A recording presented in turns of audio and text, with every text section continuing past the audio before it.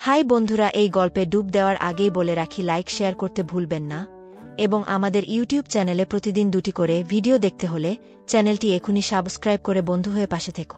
বন্ধুরা, আজ তোমাদের জন্য একেবারে নতুন কড়াকড়ি ভিডিও নিয়ে চলে এলাম। আশা করি শেষ অবধি শুনলে তোমাদের ভালো লাগবে। তাহলে চলো বন্ধুরা। একটি শান্ত গ্রামের মাঝখানে, যেখানে সবকিছু থেমে থেমে চলত, সেখানে বাস করত মিষ্টি এক পরিবার। মা ও মামি মেঘনা, তার স্বামী আর তাদের একমাত্র ভাগ্নে রোহিত। রোহিত ছোটবেলা থেকে মেঘনার কাছে বড় হয়েছে, কারণ তার মা মারা গিয়েছিল যখন সে ছিল খুব ছোট।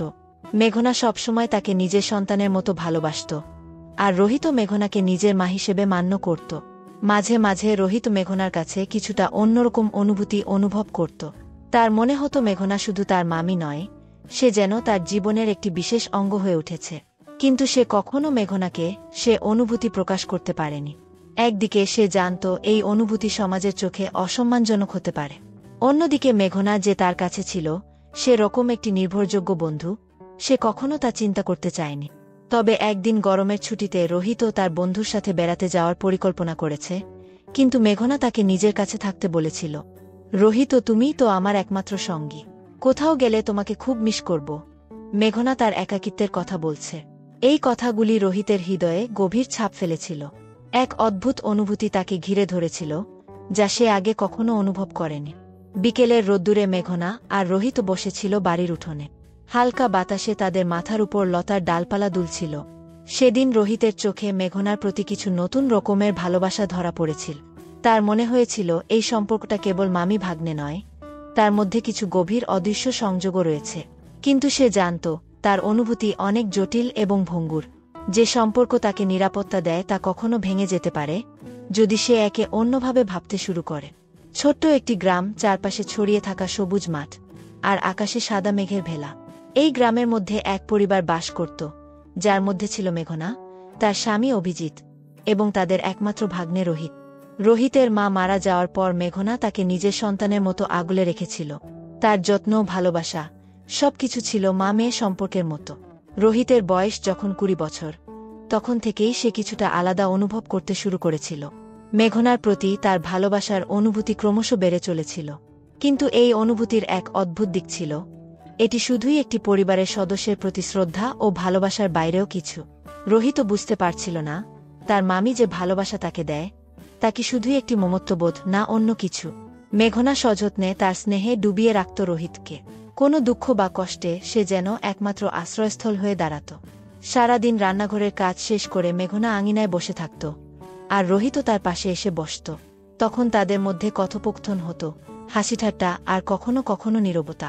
তবে মেঘনা জানত রোহিত কিছুটা অন্যরকম আচরণ করছিল। তার চোখে কিছু না বলা কথা ছিল।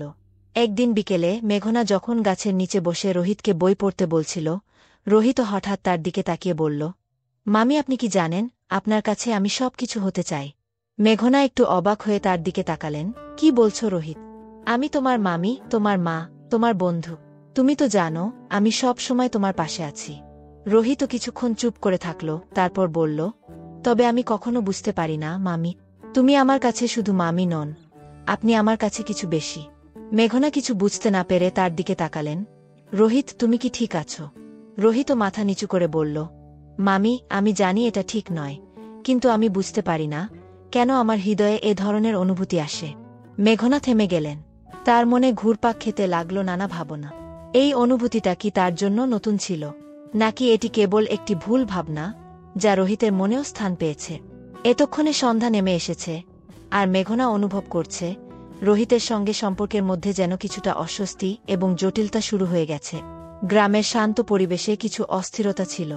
রোহিত আর মেঘনার সম্পর্কের মধ্যে কিছু অদৃশ্য পরিবর্তন ঘটছিল, যা আগে কখনো অনুভূত হয়নি। রোহিতের ভেতর ঘুরপাক খেতে থাকা অনুভূতিগুলো দিন দিন আরও শক্তিশালী হচ্ছিল, কিন্তু সে জানত তার অনুভূতির প্রকাশ সমাজের নীতির বিরুদ্ধে যাবে। সুতরাং সে চেষ্টা করছিল নিজেকে নিয়ন্ত্রণ করতে। এদিকে মেঘনা এক অদ্ভুত শঙ্কায় জড়িয়ে পড়েছিল। রোহিতের আচরণে যে পরিবর্তন, তা তার জন্য নতুন ছিল। তার চোখে স্নেহের চেয়ে কিছু বেশি কিছু দেখতে পাচ্ছিল। একদিন দুপুরে রোহিত আবার তাকে কাছে এসে বলল, মামি, আমি কি আপনাকে কখনো আহত করেছি? মেঘনা কিছুক্ষণ চুপ ছিল। কি বলতে চাও তুমি রোহিত? রোহিত আরও এক ধাপ এগিয়ে গেল। আপনি তো জানেন আমি আপনাকে কতটা ভালোবাসি, মা মামি হিসেবে নয়, অন্যভাবে। কিন্তু আমি বুঝতে পারি না এ ধরনের ভালোবাসা কোথা থেকে এসেছে। আমি জানি এই অনুভূতিটা ভুল, তবে আমি কি করব? আমার হৃদয়ের গভীরে কিছু একটা পরিবর্তন ঘটছে। মেঘনা গম্ভীর হয়ে উঠল। তার মনে হচ্ছিল রোহিতের কথাগুলো শুধু তার জন্য নয়, নিজের জন্য এক বিপদসীমার দিকে এগিয়ে যাচ্ছে। কিন্তু মেঘনা তার মামি হিসেবে তার দায়িত্ব পালনে কখনো দুর্বল হতে চায়নি। একদিন রাতে যখন মেঘনা একা ছিল, তার মনে হল যে তার হৃদয়ের ভিতরে কিছু অজানা রহস্য রয়েছে যা সে রোহিতের কাছে মেনে নিতে পারেনি।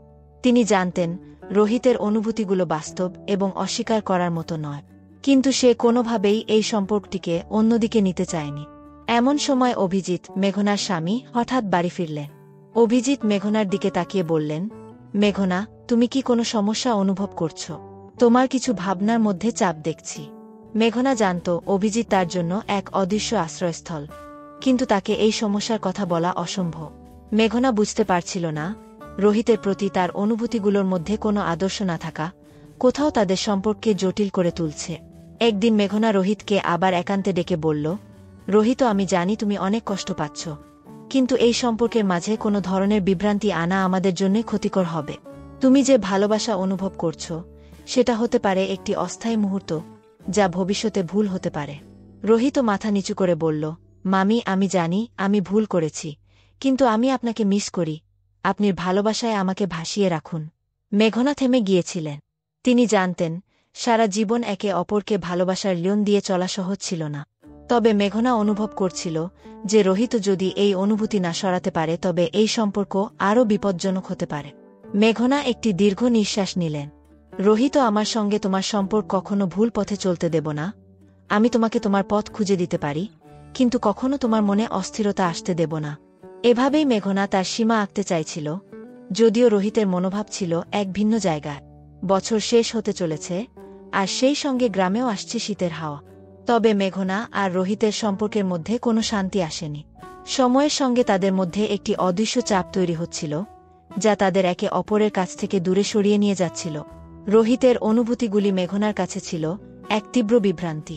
মেঘনা জানত রোহিতকে সে কতটা ভালোবাসে, তবে সেই ভালোবাসা কখনোই পারিবারিক সীমানা ছাড়াতে পারে না। এক সন্ধ্যায় গ্রামে একটি বড় অনুষ্ঠান ছিল। মেঘনা আর অভিজিৎ সেখানে যাবার জন্য প্রস্তুতি নিচ্ছিল। রোহিতও তাদের সাথে যেতে চাইল, কিন্তু মেঘনা তাকে ডেকে বললেন, তুমি কি একটু বাড়িতে থাকতে চাও? আমি জানি তোমার অনেক পড়াশোনা আছে। রোহিত মুখে কিছু বলল না, তবে তার চোখের মধ্যে এক ধরনের বিষণ্ণতা ছিল। তার মনে হচ্ছিল মেঘনা তাকে দূরে সরিয়ে দিচ্ছে, তার অনুভূতিকে না বুঝে। কিন্তু সে বুঝতেও পারছিল না এই সম্পর্কের কোথাও কোথাও অনিশ্চয়তার কুয়াশা জমে গেছে। রাতে অনুষ্ঠান থেকে ফিরে এসে মেঘনা রোহিতকে একান্তে বসিয়ে বললেন, রোহিত, তোমার মনের কথা আমি বুঝতে পারি, কিন্তু আমাদের সম্পর্ককে ঠিক পথে রাখাটা আমার দায়িত্ব। তুমি কি জানো এটা আমাদের জন্য কতটা কঠিন হয়ে উঠেছে?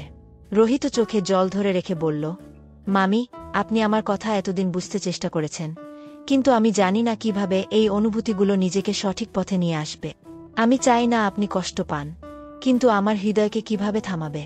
আমি আপনাকে ভালোবাসি, কিন্তু আপনার মতো এভাবে কাউকে কখনো ভাবিনি। মেঘনার হৃদয় ভেঙে যাচ্ছিল। সে জানত রোহিতের জন্য এই অনুভূতিগুলো কতটা কঠিন হতে পারে, তবে এই সম্পর্কের সীমা পার হওয়া কোনোভাবেই সম্ভব ছিল না। রোহিতও তার কাছে এক পৃথিবী, তবে তাকে মামি হিসেবে থাকা জরুরি ছিল। রোহিত, মেঘনা কোমলভাবে বললেন, ভালোবাসা কখনোই শুধু একে অপরকে পেতে চাওয়ার ব্যাপার নয়, এটা একে অপরকে বুঝতে পারার ব্যাপার। আমাদের মাঝে যে ভালোবাসা আছে তা কখনোই ভুল কিছু নয়, তবে এই ভালোবাসাকে কোনো জায়গায় আটকে রাখতে হবে যদি আমরা কখনো নিজেদের হারাতে না চাই। রোহিত মাথা নিচু করে বলল, কিন্তু আপনি যদি আমাকে এই ভালোবাসা অনুভব করতে না দেন তাহলে কি হবে? মেঘনা কিছুক্ষণ চুপ করে থেকে বললেন, তোমার ভালোবাসা আমি বুঝতে পারি, কিন্তু আমাদের মধ্যে সম্পর্কের সীমানা থাকা জরুরি। তুমি তোমার জীবনের পথে এগিয়ে যাও, আমি জানি তুমি বড় কিছু হবে। আমি তোমার জন্য সবসময় এখানে আছি, কিন্তু আমাদের সম্পর্কটি মামিভাগ্নের মধ্যে থাকতে হবে। রোহিত জানত মেঘনা তাকে কখনোই ছেড়ে যাবে না, তবে তাকে নিজের অনুভূতিগুলি সামলে চলতে হবে। সে জানত তার জীবনের সবচেয়ে কঠিন মুহূর্ত এটি, মামির ভালোবাসাকে বুঝতে পারা, কিন্তু সঠিক পথে নিজেকে রাখা। মেঘনা রোহিতকে টান দিয়ে বললেন, তুমি আর আমি, আমরা কখনোই একে অপরকে ছেড়ে থাকব না। আর এই কথাটা আমাদের মধ্যেই যেন চিরকাল থাকে। কিন্তু আমাদের সম্পর্কের সীমানা স্পষ্ট হওয়া জরুরি।